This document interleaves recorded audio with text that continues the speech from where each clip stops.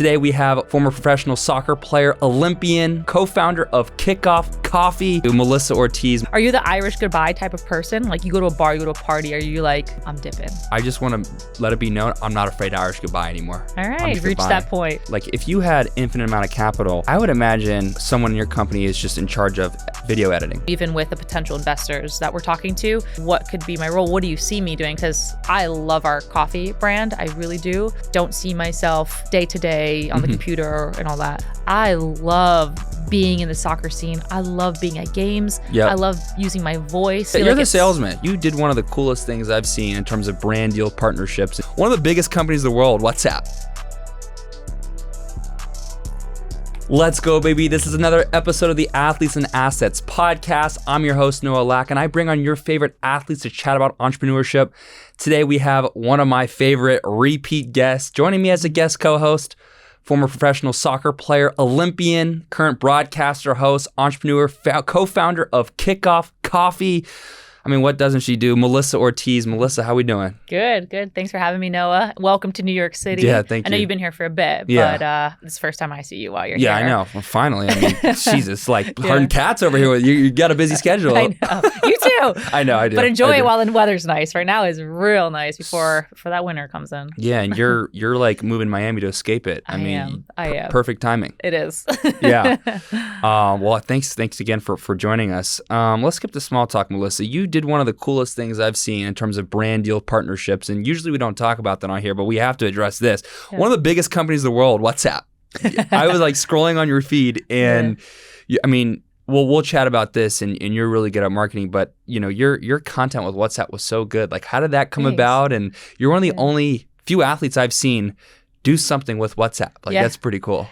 I think I hit a few of the key things that they were looking for in terms of talent and having someone on. They have something called cafecito chats. So cafecito in Spanish means coffee, right? Okay, so that's right. Kind of goes, right? That's your lane. Kind of brewed perfectly, right? Yeah. And I had looked at what they had done in the past of cafecito chats, and they've had I think they had Nicky Jam, who's a reggaeton artist. They had different singers, some creators, but they never had an athlete.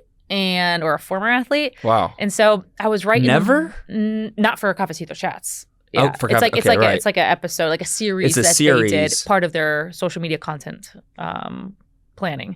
And so I was in the grind of Copa America and the Euro. So I think between Cafecito and also the soccer aspect of it, it was like the perfect brew of what they were trying to get out of talent, also being Latina as well.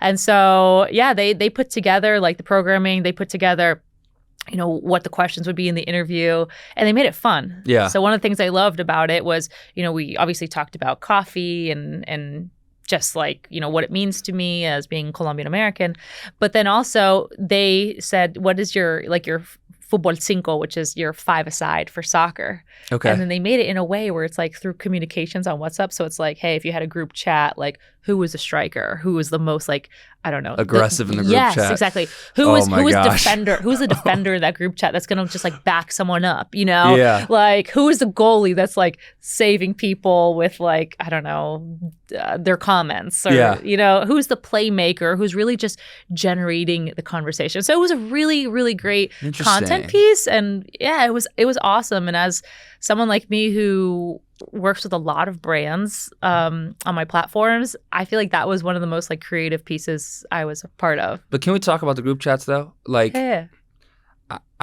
hate being thrown into a group chat I didn't ask for. Yes. Can we talk about it for a sec? I hate being it's becoming a real pet peeve of mine. And I love my friends, and I love most of the group chats is a bunch of people I like. But man, please, everyone, stop throwing me a random group chats. Facts. Come on. And what's even more Latino group chats are just never ending. I'm talking about 10-minute videos and all that's going to go into your storage unless you stop that. Oh man, I'm in so many. And I don't have the heart to just be like, can you not? Or like exit out quietly. I can't do an Irish goodbye on that. No, it's a bad look. Yeah. Like if you say like Melissa left the chat, then you like almost have to provide an explanation of why you left. And it's like no one you don't need to provide an explanation, but it's still a bad look. There's no way you win. Like, how do you win? You just don't respond. You know what there should be? Almost like a feature where before the group chat is made, there's like an anonymous message like, do you wish to opt into the group chat? Yes or no, accept or not, or decline. Yeah. I like that. I think we should take this to WhatsApp. You think so? Mm-hmm. And are you an iMessage girl or WhatsApp? Mainly? Both. Okay. Yeah. But WhatsApp, I think, is way more international. iMessage is more for, like, I guess, my American friends. Yeah. But I feel like a lot of them are also integrating into WhatsApp. I love WhatsApp. I really do. Yeah. Thinking about that, though, if you didn't accept in the group chat and someone like consciously invited you, do they feel some type of way there? Is there some way we can eliminate that friction? Like, I want to think about this very deeply. Yeah. Are you the Irish goodbye type of person? Like, you go to a bar, you go to a party, are you like, I'm dipping? Or do you like have to say goodbye? Like, I think with age, I have it. Okay. It depends on who invited me in the situation. Okay.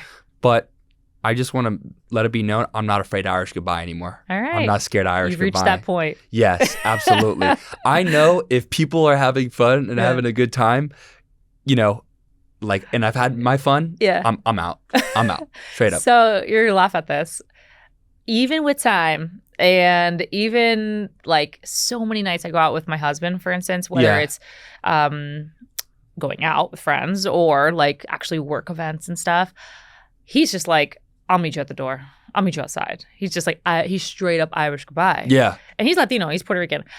Latina, I'm just like, it's like ingrained in my system, in my DNA, where I'm like, I'll feel so bad if I don't say goodbye. Which is so stupid because, like, honestly, like, they're probably like doing so many other things that are fun at the given point, right? Yeah. And I just go up to them like, hey, just hey, bye. But it's the same group chat dynamic where if I'm saying goodbye to people and I'm the first one leaving and you get why are you leaving so early? Yes. So how do you handle that? I never leave early.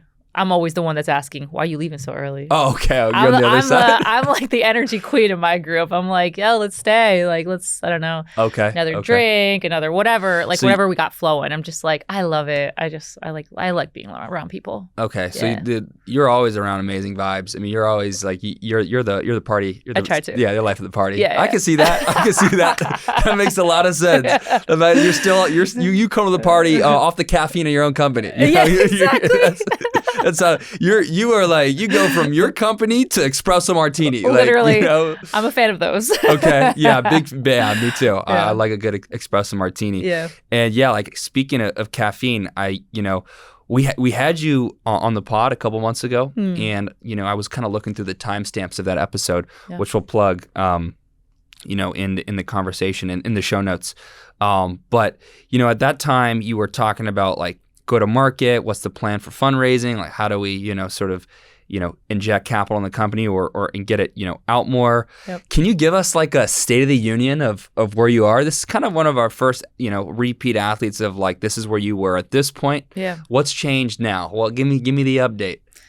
So when we spoke, I feel like we were at this point like right here, like growing. I think we're 2.5 to 3 years in, where we were growing Kickoff Coffee super organically with our savings and with my co-founders, who's my brother and his wife. We brought on another partner who was heavily involved in the soccer world, especially grassroots. And he actually found our company because, I don't know if it was through me on Instagram or whatnot, he bought a t-shirt and like merch and loves coffee. He's like, oh my God, this company's dope. And then he's in digital marketing. And then over the course of time, he was just like, how do I become part of this company? Do you guys need help? I know you have very little bandwidth, which is so true. And so we brought him on. He's been helping us. Since we've spoken to you, we've continued doing e-commerce. I don't know, it was right before or right after we were part of SoccerX. We became the official coffee partner of SoccerX. SoccerX is like the biggest soccer conference in in the world. Damn. They have it in the world, and they also have it just domestically in the United Are States. they teaching rules or as like industry professionals? It's industry professionals. Okay. It's business leaders, whether you at the club level, league level, media. Okay. Yeah, all of that. So it's wide stream, but also soccer targeted. Okay. But you have the big ballers, let's just say, Okay. go to this conference every year. So last year we were the official coffee of it. So we did like a pop-up, and I feel like that really created a buzz about what our idea is and that we're continuing to develop as a startup. And that was really successful. Like, we've really been piloting this idea over the past 2.5 to 3 years. Damn. From the e-commerce side to the pop-ups. We've done 3 or 4 pop-ups now. That's a long time. It is. Do you feel like that time was needed, or in hindsight, do you feel like you could have like sped it up? 100% could have sped it up. But look, no, like we do this part-time. Like I have a full-time broadcasting job. That's true. On top of everything else. My brother as well, plus lives. And my brother and his wife had a baby, and we brought in a partner. So it's just like so many things as you're trying to build a startup that's not backed by capital yet. That's the course. That's a journey it takes. Obviously, if we had an injection of capital, things move way quicker. You know? So nobody's in this in this full time. This has all been a part-time thing. Got it. Yeah, which is cool, because imagine if it was full time, and we've already proven concept doing it part time. So you have no one currently on it full time? No. So like, what's going to happen what's it going to take to get someone full time on it? Like what? Capital. Yeah. Capital. Yeah. Okay. Yeah. So that's where we're at now. So since after SoccerX and speaking to you, we also popped up at TST. I don't know if you've heard of TST. No. So it's called the soccer tournament, which is a spin-off off of the basketball tournament. Man, I got to get yes, I do. Sorry. Okay. I do. Yeah. Absolutely. So TST, they did a large tournament. Last year they started it. This year was the second time. Awesome, because you play in this tournament, and the team that wins $1 million. Yes. And now they opened it to both a men's tournament and a women's tournament. Yeah. And so we became also like the official coffee of the TST tournament this year. Nice. So it's another like, let's see how this goes. Like we're continuing to go more in the soccer niche community, relating the brand with the audience. Yeah. When you say you're like the official partner of the TST, this tournament, does that mean that when people show up to the in-person games, you have coffee samples available, or like they're paying you to like provide coffee at the event? What is the sort of the technicalities of that partnership look like? It depends on each. Like obviously SoccerX and TST are super different. Yeah. For TST, for example. Yeah, TST. Unfortunately, I couldn't be there because I was on broadcast. Judy. You're doing your thing. Yeah, but one of my partners was there and literally manhandled the whole thing from A to Z, from getting from Florida to North Carolina, where they have it, where they set up this year, to putting the tent together, to sourcing the coffee, putting together the station, serving and fresh brewing the coffee, everything, right? Yeah. And we did have support also from close friends that we needed, because like I wasn't there, and my brother also moved at the time as well and couldn't be there. So that type of partnership is more just like, hey, we'd love for you guys to be here present. Yeah. So TST reached out to us. We'd love for you guys to be here present. We love the community that you're building. It works so hand in hand what we're doing. Obviously, like my profile and my community as well brings something to the package deal as well. Yeah. But it's really just being there, and then making a deal where we share profits coming from the coffee sales and all of that. So it's a win-win for both. Win-win for us because 1, exposure, 2, sales, and then 3, just integrating with also the top athletes that are at TST and the brands from club levels that are there to the former professional soccer players that are there or professional currently. And then they obviously get amazing top quality coffee at their tournament, someone that's going to set up. Yep. And then also a brand that's going to really correlate with the messaging and the audience that they have there. Yeah, absolutely. Yeah. And 4, everyone's gonna be super jittery because everyone's on your cap. No, I'm kidding. Exactly. Exactly. That's great. That's great. I think you seem to have a superpower of lining up the right partnerships for your company. And I've always been a fan, like on a macro level, of how it's super clear who your niche is. Who you want. It's super clear what your product is. It's super clear what the niche is, and I just hope you guys bring people full time and like see where this can go. So that's what we're on to now. Yeah. It's been a journey, as you said, like, and I agree with you. It's been a long journey for a startup, but then again, like some startups take really quick to build. It takes a while. Some take a really long time. It's not built in a day. 10 years, 20 years, whatever. I look at so many other coffee companies that even to get to, let's just say on a social media follower account that we're at, it's taken them like 5 to 10 years to get to where we are. We've done it a little bit quicker on that end. Yeah. But we are talking to like private equity firms and things like that who have shown big interest. Wow.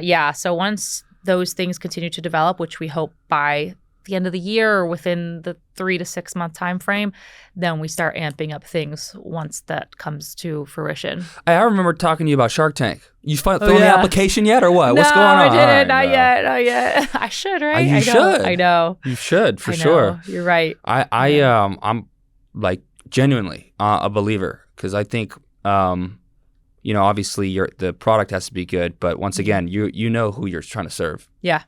And, for sure. I've seen some of the content on Instagram with the coffee company. Was that your I don't know if it was your dad or someone like dancing like with the coffee like that. That was a nice video. And then I saw I love this one iPhone video where like someone pressed it in the coffee went in. That was actually pretty cool. I cannot take credit for that, honestly. So that's super cool. I hired this amazing agency, marketing agency that really wanted to work with us as well. So it was like a really great just relationship, vice versa. Yeah. And we come together to create ideas or inspo ideas to see what we could do with our coffee, especially in the soccer niche.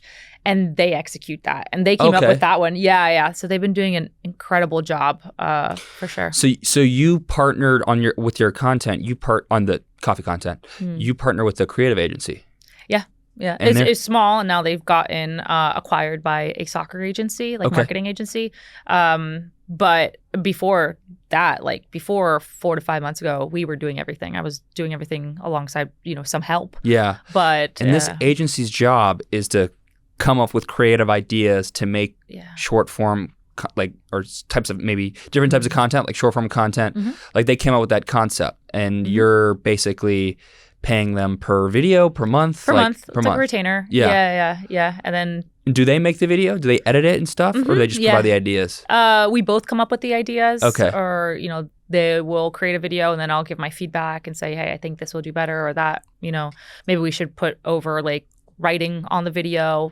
Yeah. But it's a lot of back and forth or like meetings. Yeah. And then they plan everything out on like a monthly calendar and create that type of content. I think it's been they've done an incredible job. Yeah. Given one, like our small bandwidth, their small bandwidth at the time, and our limited budget. You know, if we had a much bigger budget, we could obviously plan way more. You went on Shark Tank, you could have all this, you could have a big. We'll get there one day.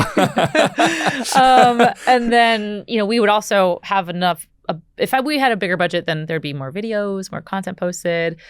It's way more limited because capital is everything, especially in a startup, and time is everything. So we've done as much as we can with the little that we have, which has showed so much potential. Do you see a lot of consumer brands working with creative agencies? Is this typically the thing that a lot of coffee or different kinds or deodorant, like different kinds of companies do, or do they? What's something? What have you seen in your ecosystem? Like, are people in terms of content marketing? I don't know about like startups. I take it from my experience as like quote unquote influencer. Yeah. So from my profile and working with so many brands, say, I don't know, brand X wants to shoot, you mentioned deodorant. Deodorant brand. Say they want to do a deodorant campaign. Many times these big brands will hire the agencies, the marketing agencies, creative agencies. So it will actually be the agencies that reach out to me and then talk to my agent to create that, deal or partnership. Right. So it's like a 3-way communication. So I've done that a lot over the past years, and then knowing how that also helps because the creative agency will probably know more about me as, a entrepreneur or a former athlete or a broadcaster in my niche market than the product itself, than, the company itself, the the deodorant company. So that's where we wanted to reach out to an agency that also was an expertise in what our audience is in soccer. So that's what I saw, like, hey, this could be good to hire an agency that specializes in this instead of us like cramming and try to like ramp out content all the time. It's just so hard to keep up. No, for sure. Yeah. And if you're only a limited team with limited brain space and creativity, it's like, why not bring more people, more creative concepts, more, only help in the end, everything. Here's why I press about the creative agency.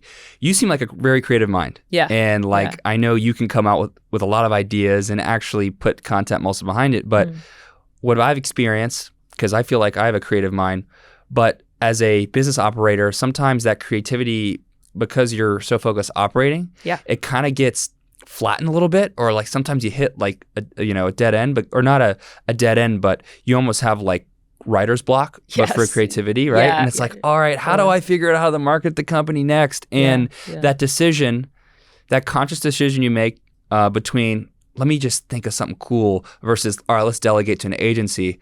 I feel like that is a decision that a lot of athlete entrepreneurs and founders in general are increasingly needing to make that decision, right? Yep. And so I find that fascinating, working with the agency, even though you're a creative person. Yeah, absolutely. Like, that's crazy to me. Yeah, yeah. And I'll tell you, like, even on my personal brand side, for the past 7 or 8 years that I've been doing this, I've always done it myself. Yeah. From creative ideas to shooting the content to editing the content to put, like, I've done A to Z. Yeah. But then, as my career also started to develop and being a broadcaster and also having to dictate my time studying so that I don't mess up on live television. Yeah. There's a lot of behind the scenes hours that go into it, which also limited my hours in terms of the creative part of my brand on the social media side or the editing. It's like the editing takes a long time, as you know. Like, yeah. Oh my gosh. People always like say, oh, how cool it is to be like an influencer or get all these free stuff. It's like, it's a lot of work that goes into it. Like, you have over 2,000 posts. I know you're working. I know you're working hard. Yeah, it's a lot. So in my heavy seasons, and when I say heavy seasons, I mean like tournament mode when I'm covering a World Cup or a Copa America Euro, even in different months where I know, hey, I have to travel so much for like games coming up and I don't have as much time to dictate to this. I hire on people that I know in the soccer industry to either help me with some creative ideas, get the juices flowing. Yeah. Or also like edit. And I'll shoot everything, or I'll come up with the ideas, I'll shoot stuff, and then I'll send it to them and they'll piece it together and edit it. Yeah. Are you a CapCut girl? Yeah, I'm a CapCut girly. Okay. I love CapCut. Okay. Yeah. Okay. Yeah. Hashtag not sponsored. I really do like it. We're not sponsored yet. You know what I mean? Like, What's up, CapCut? What's up, CapCut? Come on now. Yeah, no, a lot of people have been using CapCut. Yeah, it's great. We use Adobe Premiere for the podcast stuff. Yep. But no, for phone videos and stuff. Yeah. Oh my God. So when I tell you what I started with, like every other person that started social media and creating content 10 years ago. God, it was such a process. Yeah. And I used to do like the subtitles on screen, but I used to do it in English and Spanish. Damn. And that used to be typing out cut in both languages. Muy difícil. Muy difícil. And so now CapCut literally puts all your captions for you or subtitles, and they do it in both languages automatically. Yeah, you have to like edit a little bit, but man, I'm like... Jeez.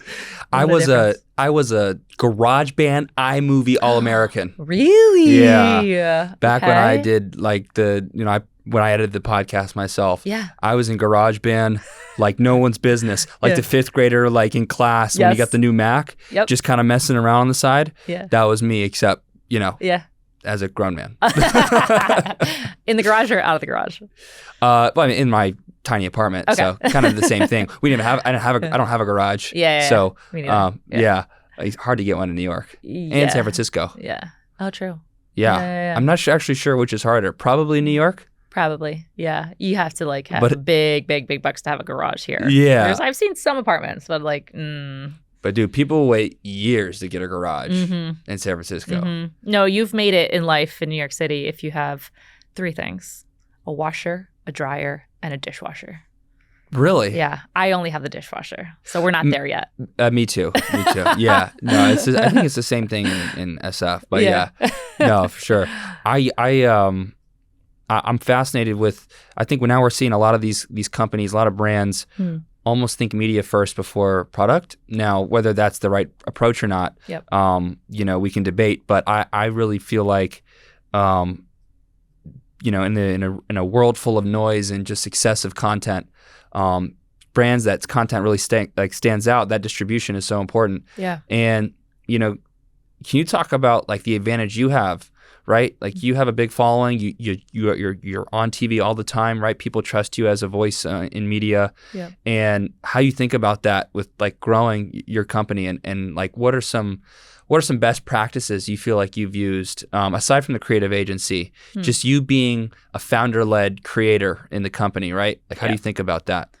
Yeah, I think it all goes so hand in hand when you already either are building your personal side alongside your other brand or company that you're building, business. And for me, it's been really unique because it's something so different than what is out there in the market. So, for instance, I'm a woman, Latina, in the soccer space. I kind of started in social media before many other either footballers or female footballers got into content creation. Okay.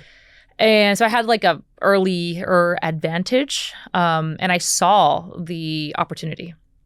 And so obviously I grew my brand. I think when we started Kickoff Coffee, I must have had like 60,000 followers at the time or 80,000 followers at the time, which is pretty solid.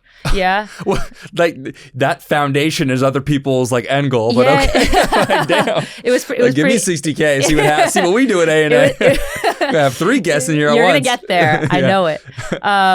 And it was pretty solid. And then it only, just matched and seemed just so authentic. It is authentic that I'm also Colombian, and like my brother's idea of Kickoff Coffee and me being part of it, it just made this whole thing work. Like it just makes so much sense. And so obviously, like you mentioned, being a voice in media, especially soccer media, gives that trust and loyalty within my community. Yeah. And that's exactly the community that Kickoff Coffee is injecting in itself as at the same time. So as I already understood content creation, what the audience is, what our niche market is, it really helped implement that into our Kickoff Coffee brand, identity, community. Like community for us is everything. And I think we've struggled to really like grasp it more just because of lack of capital and lack of bandwidth. But I do think that once we do get capital and we actually have way more of a in-depth strategy as well as support, then we'll really be able to like hone in on our community even more.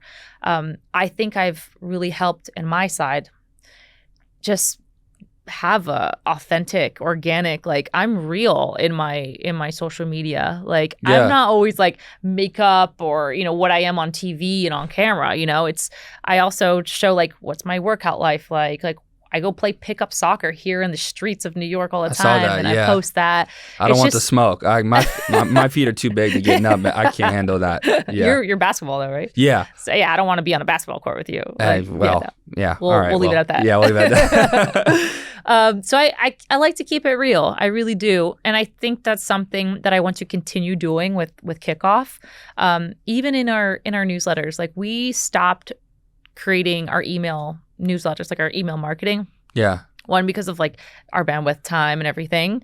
And because we were focusing so much on the design concept, on the pictures, like how nice does this look? Right. And the other day, to be honest with you, I got this email from, I forget what brand it was. And it was a simple, just like written plain text email. And it made me click and it made me buy it. So it got me thinking, I'm like, why am I like not only investing time into creating something like the design aspect, because I was creating the emails. Yeah.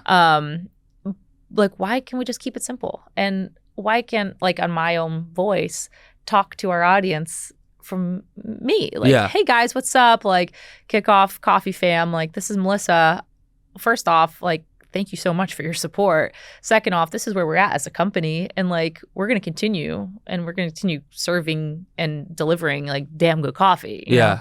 So actually, yesterday I drafted up what is going to be my first, like, from Melissa to our subscribers, or our newsletter subscribers, just like a one-to-one. Hey guys, what's up? Because I wanted to make it a little bit more personal, and feel that way, not so like always salesy. You know? For sure. And I'm glad you brought that up, because like what I'm seeing right now is a shift towards, you know, founder-led content versus a Geico mascot, right? Like if the next Geico, instead of a gecko, which was a genius marketing, attempt in hindsight, of course. But the founders, CEOs of the companies, people want to know who's building this or building the product. And I think a lot of people will struggle to or have the imposter syndrome of, you know, I'm a software engineer. I'm a coffee, and I like making coffee. I'm not an influencer, but you know, in this hyper-competitive startup world, like you might have to be one. I know you felt comfortable being in media because you've done it for so long, but when it came to marketing the coffee company, did you ever feel imposter syndrome? Like, oh, hey, by the way, I know you've been seeing me talk about soccer, but like, got some cool coffee. Like, did you ever feel that imposter syndrome?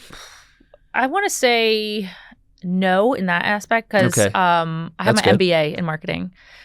But here's the thing. Like, I got my degree at the end. Like, I did my undergrad in 3 years, in my fourth year of college soccer. Like, I got the add-on. I got a master's degree. I always tell people, especially if that's not like, it was a scholarship, so of course I was going to take it. But like, I couldn't implement that at the time, because at the time I was playing soccer and then I played pro. I later on got to implement it when I started working, let's just say, at my parents' company, when I was transitioning from being an athlete to now, like post athlete.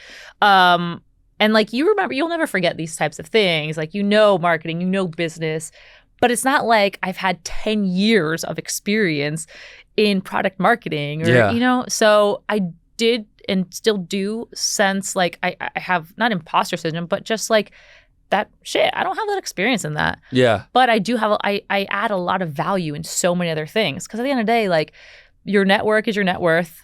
And I could bring in so many different partnerships, or have such great business relationships or conversations, and get the ball rolling. Someone could be a genius in marketing and they know how to execute, but at the same time, they might not have the network to do it. So I think it's all a balance. And I don't want to say it's like imposter syndrome. I just think it's just, you know, as a team, how can we help each other? Confidence for me is everything. Absolutely everything. And I know it, whether you know it, like, based on the court, on the pitch, you need confidence to be good. You need a little swag.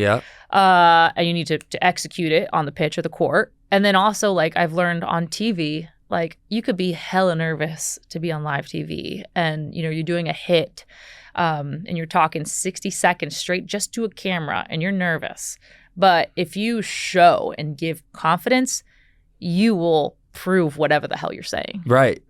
So, like, I know that walking into a meeting, and I know that. So, like, I never want to think I have that imposter syndrome. Like, I just want to have confidence in what I am and who I am and what I bring to the table. So let me ask you, okay, so let's drop a fake scenario.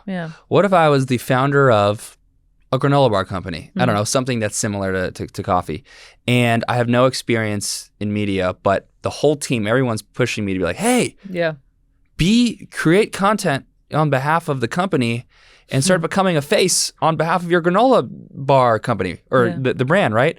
What would do you have some suggestions on like how to think about that? Or do we just like delegate that to the creative agency? You know, there's people that are like, all right, let's give this a try. And there's people that are like, oh no, like, I don't like to be on camera. I don't like talking. I don't like public speaking. And I get that. And I respect that, because there's many things that say I don't like to do or I'm not good at. And I know that if someone says get on camera or create content, I'm like, oh, hell yeah. Like, it's an easy for me. So I understand that. However, if you look at the upside of being face of and showing the day-to-day grind as an owner, founder, CEO, whatever it is, it's going to have so much more upside than staying behind the camera and staying shy and staying just like in your comfort zone. Yeah. You need to get out of that comfort zone, out of the box, and challenge yourself and give it a try. And if it doesn't work for however long, then like whatever, like we tried it. Yeah, you know? You shipped it. At least you tried it. Yeah. I got a good one though. Okay. I actually got a good one. All right. So I got to give a shout out. There's this company called Midday Snacks, chocolate bar company. Yum. That is absolutely crushing it. Shout out my guy Nick Saltarelli, his co-founder. Okay. And if you see their Instagram page, which we'll pull it up, it's like a content machine. Really? They have so many followers, and it's the co-founders making silly content every day. I need to do this around the bar. Yes, seriously. Amazing. So they make like all these random videos, but it's their marketing funnel, and they make millions of dollars in revenue over a chocolate bar. Love. And I'm about to buy it. Yeah, seriously. Nick, I'll give you our address, but I like, great idea. Like they got guts. Like they go for it, and they don't care. Yeah. I think about Liquid Death a lot. The horror water company, but like themed around Halloween and like Liquid Death, murder your thirst. Yeah.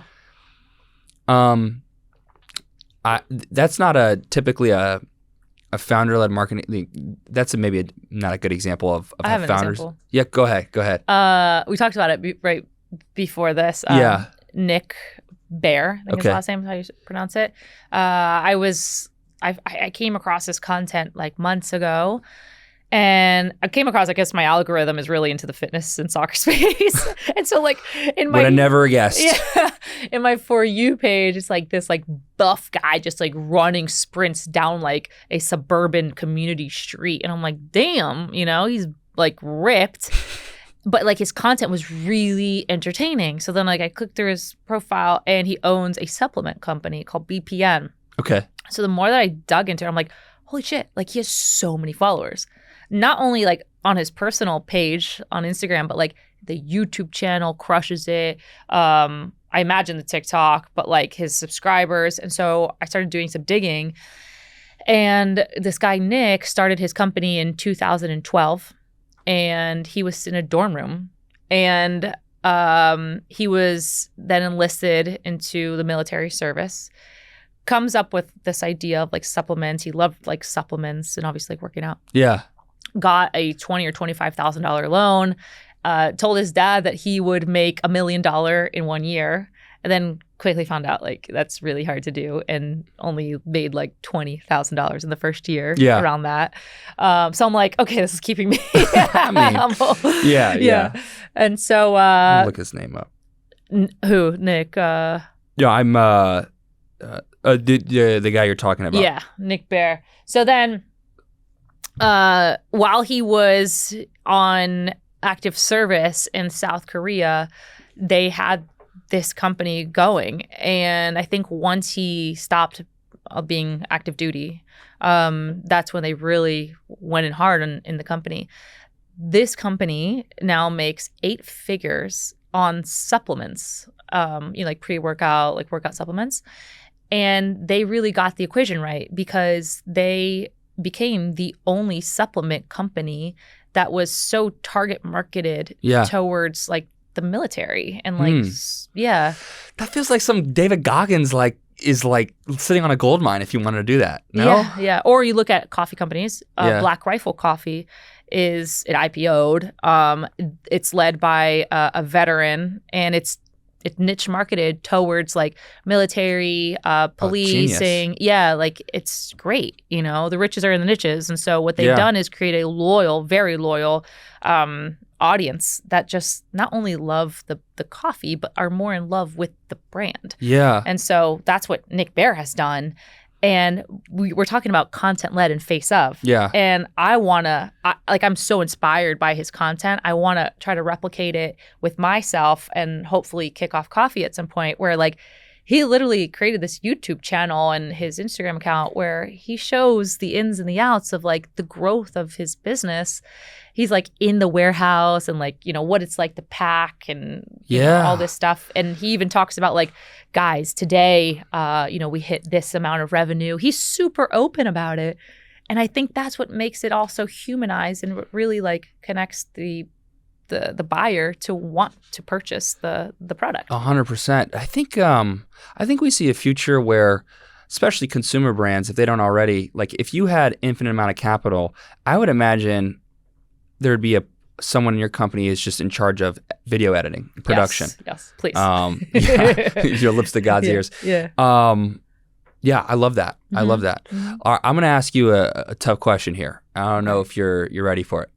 Okay. If you talk to an investor or private equity fund and they said, Melissa, we want to invest, but you're not full-time on the company. If you go full-time, everyone goes full-time, we'll invest. What do you say? I would say I won't go full-time. Okay. I respect that. I think what I do in my day-to-day, like in my week, right, broadcasting, being so integrated in the soccer community as a media, as a voice, I think it helps our brand. Yeah.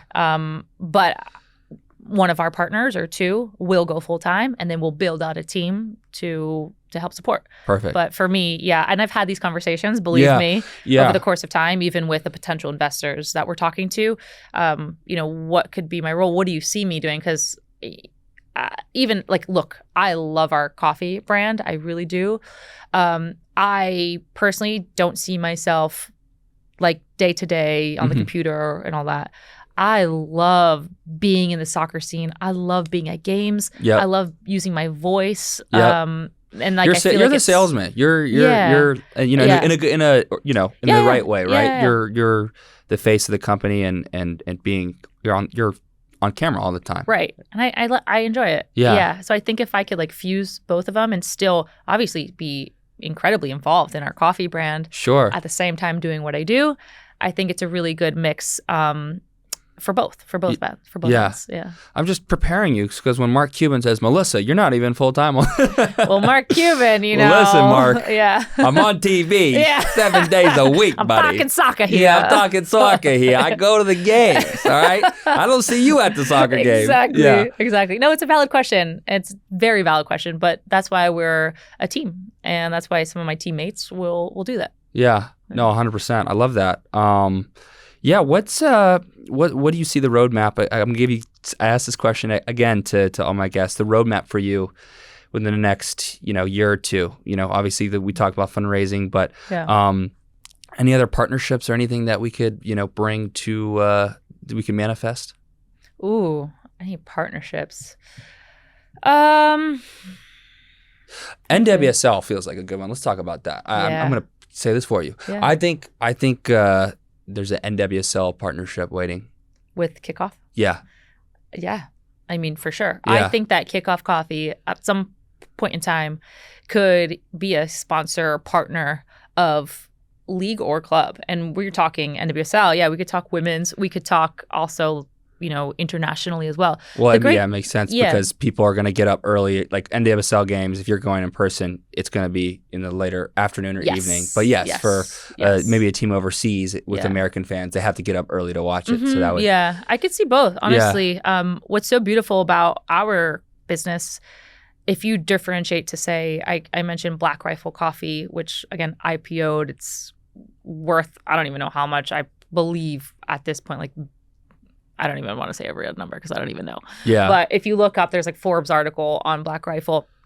They've done so well because they have such a loyal fan base in the US, and which is like the gun-loving audience. Yeah. But that audience only really exists in the United States for the most part, where soccer is the world's most popular sport. So Kickoff Coffee could literally reach so many ends of the world, so many different countries that not only love coffee, but also love soccer. Yeah. And we're talking, I mean, big leagues in the world on both on the women's and men's side. Do you have any crazy entrepreneurial stories that you could share? Yeah. Like just like hustling? Yeah, anything that's like, damn, like this entrepreneurial shit is real. Like what was that moment for you? This doesn't have to do with Kickoff, but Okay. I was still playing soccer, and women's soccer, especially at the time, was barely paying, if even paying. And so I always had like this entrepreneurial mindset, like I need to do things on the side. And so whether it was like in the off season training kids and things like that, I would do all the time. But I played for the Colombian national team, and in my trips to Colombia, and also just being kind of like also raised there in a way, like on trips with my family.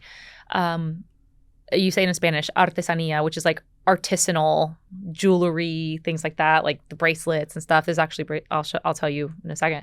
I was like, oh my God, I love like home, like just jewelry. I love things from Colombia, like artisanal. And so Pura Vida bracelets had just recently launched it, maybe like 5 years prior, and I saw that they were crushing it. And the same bracelets that they were selling for like $20 or $30, like these pack of bracelets, were essentially what I was buying in Colombia. Yeah. For like $2. Okay, and they were Pura Vida is based off like Costa Rican made jewelry. And so I was like, oh my gosh, like I could start something in Colombia, support artisans in Colombia, and like bring this to the United States. And so that's what I did. Yeah, while I was playing. So like I would be playing on the national team in my day, and then on flights I'd be like on the computer, like going through whatever I needed to do for the brand. So I called it Bacano bracelets. Volcano. Kind of. Damn. Yeah, not really. Okay. I tried. I went for it. It's usually bacano with a B. It means like awesome, like cool. Like it is un bacán. Okay, bacano. Oh my How God. cool. I was saying volcano. You said volcano. Yeah, it's okay. I'll ignore that. I was like, yes. Okay. I got it. Okay. Not even close. Sorry about that. And so I took out the B and I put a V, and it was called Bacano bracelets. And then it says like be awesome. So like actually this is bracelets from my brand that I created back in 2013, 14. I did it for, I want to say 2 years. I put it into like 40 stores in Florida, like beach stores and stuff. So I would literally like work my job when I was transitioning from soccer player to like what I am now. I would drive to stores, bring this box of bracelets, and I'm like, tell the whole story. We would do, my husband, boyfriend at the time, we would do pop-up events all over South Florida, built this sick ass like wooden table, homemade. Oh, wow. Yeah. And so I was trying to kind of do something similar to Pura Vida with Bacano bracelets, which was going well. But then when we moved here to New York, I realized, one, like I can't do all of this like here. It's not the same, like beach vibe is not, yeah. And also I realized like it's not my passion. It was something that I was doing while I was playing soccer. But then I was missing soccer when I was transitioning like out of soccer at the same time. Like I wasn't playing anymore. Yeah. So I was just like, you know what? Am I really passionate about this? And so I realized I wasn't. So I just stopped the business, and that was that. But it gave me a lot of experience. I learned a lot from running an e-commerce business, putting the Shopify together, creating a website, knocking on doors to try to do wholesale deals. Yeah, like all of that stuff. So that's my entrepreneurial story that I have that kind of helped me into this. What about like any horror stories you could share, or like any really challenging, like something that's really challenging that you could, share that you went through? Like my horror story, for example, is like I tell people all the time the story of me flying out to Denver to interview with a podcast guest that never showed up. No. And I paid the flight, booked the studio, everything. No. So like, yeah, that was a whole. I have a vlog about it. If you want to go on I will. Check it out. Oh my God. But like, or anything. It's okay if you don't have anything. It just makes for good content. Yeah. No. You know what's funny?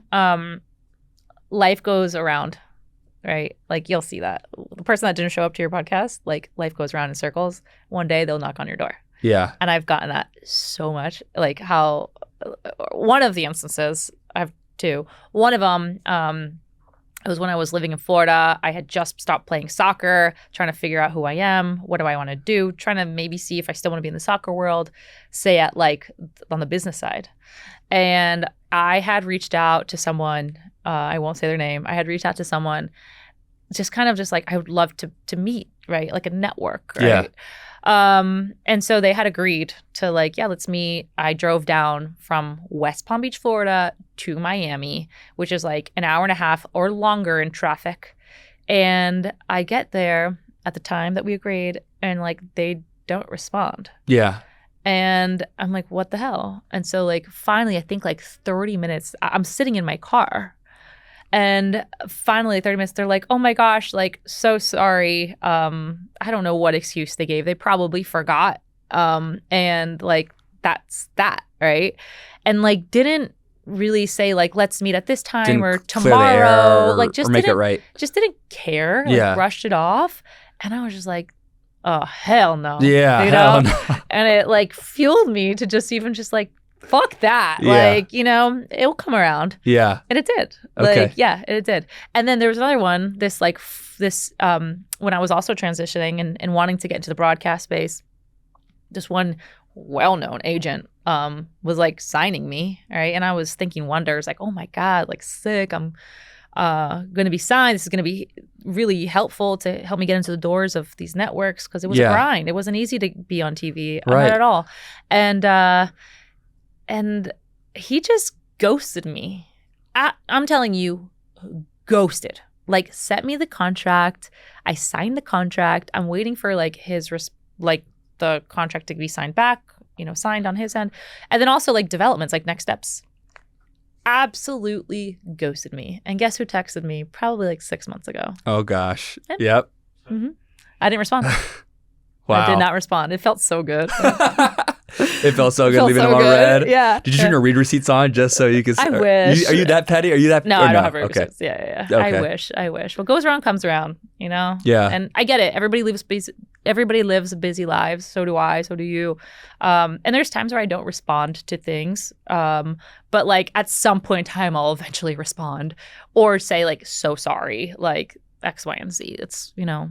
But like, just to do that in ghost, I thought it was super wrong, and I didn't like it. Okay, okay, It's I think you know, athletes are known sometimes in general to be flaky, and then I feel like when a lot of athletes go into the business world and they have it done to them, it's not saying that you're not saying that you're flaky. I'm saying in general. Yeah.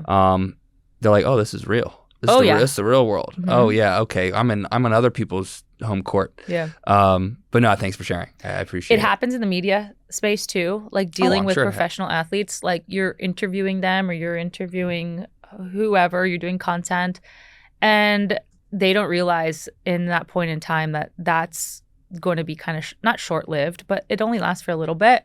And how do I say this? Like some athletes just like, they don't show that they care. They're just there for just because. Sure. You know? Or just going. You can feel that. You can or going through the motions. Yeah. When in reality, like they shouldn't, because like you just said, once that ends, yes, they might have a shit ton of money, you know? But there's more to it than that. Like they're going to want to have specific relationships throughout their entirety of their even post-career. 100%. 100%. So if you're watching this, better act right. She's going to turn the read receipts on next time. Literally. I feel like that was something you would do. Is like, okay, let me actually turn the read receipts on to show that I read the message and didn't respond. Right? I know. For real. I don't know. I feel like it'd be fun. But, well, I appreciate you joining us, Melissa. This has been a blast. This has been another episode of the Athletes and Assets podcast. Guest co-host today, Melissa Ortiz, talking a little Kickoff coffee, but also a little, content marketing for you founders out there who are, going to be the face of your business and building it. So we wish everyone luck. And Melissa, wish you luck as well. Thank you. Thanks for having me, Noah. Yeah, appreciate it.